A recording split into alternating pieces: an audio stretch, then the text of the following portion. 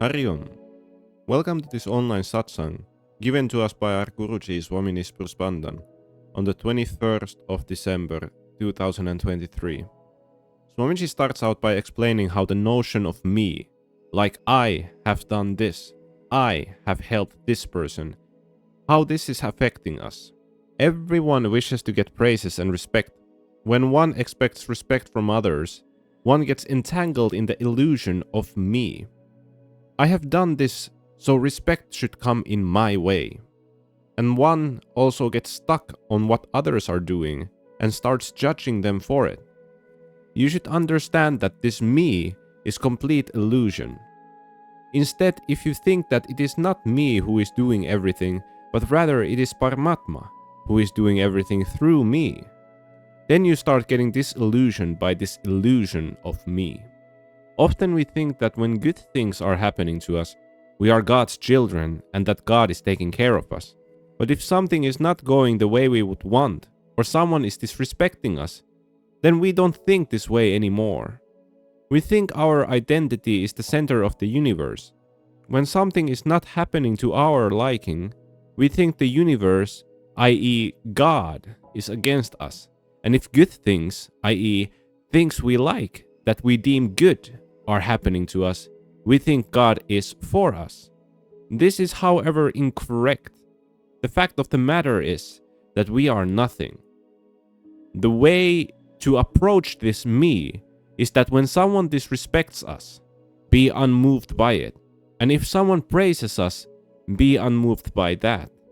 When we are surrendered to the Lord, then any disrespect or respect we receive is also offered to Him. Then we are not the ones receiving the disrespect or respect. Whoever is giving this praisal or insult is praising or insulting the Paramatma.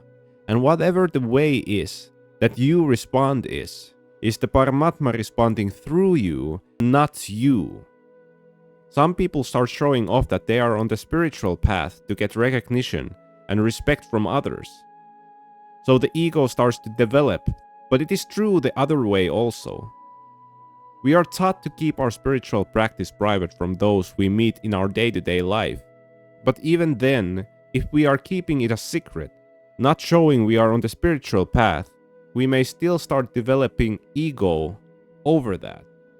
I am on the spiritual path, but not showing it to others. This is the feeling of superiority from keeping quiet. We may have knowledge and understanding, but we are not sharing that so that we feel better than everyone else. To prevent the ego from growing, first you must understand that it is not I who is doing anything. It is the Paramatma who is working through you. One must learn to dissolve their ego this way and surrender to the Paramatma and know that I am nothing. Second step is understanding that I am nothing and the other person we are dealing with is also nothing. We are the same. Third step is that I am nothing, others are nothing. Only truth there is Paramatma. Everyone and everything is Paramatma. Always try to see yourself in this way, that I am nothing and whatever is happening within and to me is due to the wish of Paramatma. This kind of person will do his sadhana with complete devotion. Don't get stuck with words or how things are being said. Instead, surrender yourself completely to Paramatma. Initially, our ego is very small, but it starts growing by different acts we may do. Or rather, the Paramatma is doing through us. Even the seva, that is selfless service, we do for our Guru, even without the Guru asking. We start feeling the sense of I in the act and start developing ego due to it. There is an example of a devotee who brings an expensive silk shawl for her Guru as a gift. Then the Guru takes it and immediately throws it into a fire. And the devotee is shocked and raises her voice. How could you throw it into the fire? I paid myself sick for it.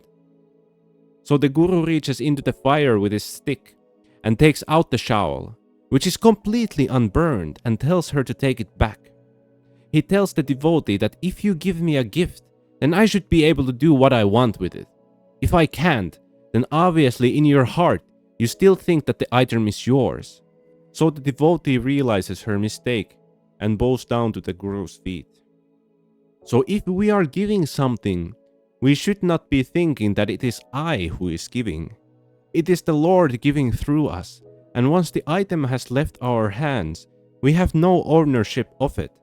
If we become stuck with it, then there is the expectation for the receiver of the gift. We think the receiver should be happy now. He should smile and love this gift. If we give a gift, and then later visit the friend we gave the gift to, and see the gift isn't there where it's supposed to be, we immediately ask, where is the gift I gave? Are you not using it anymore? In this, there is the gift that I gave. It is my gift. This is where most of us are going wrong. If the gift is not being used by the receiver, immediately our ego is hurt. We think that the person does not have the love to keep the gift that we gave them. So we expect the receiver to behave in a certain way. We are doing sadhana in order to overcome our ego. But the nature of Maya is such that some way or another we still get entangled with our ego. Nothing is ours. The body that forms from the cells of our parents is not ours. Once we are born, the name we get is not ours. Someone gave those to us. Remind yourself that the biggest cheat in this world is your own body. Every day it is getting older and grayer. The skin will get saggy and wrinkly, and often it is doing things we don't want it to do. And eventually it will leave us. After some time you will receive another body, and again you become a baby, go to school, learn the ABCs, get married, etc. From being wise to being a newborn again and again. This is not me, but rather the identity that has grown on us. Over lifetimes of conditioning, we have been told we are our name. We are this thing or another.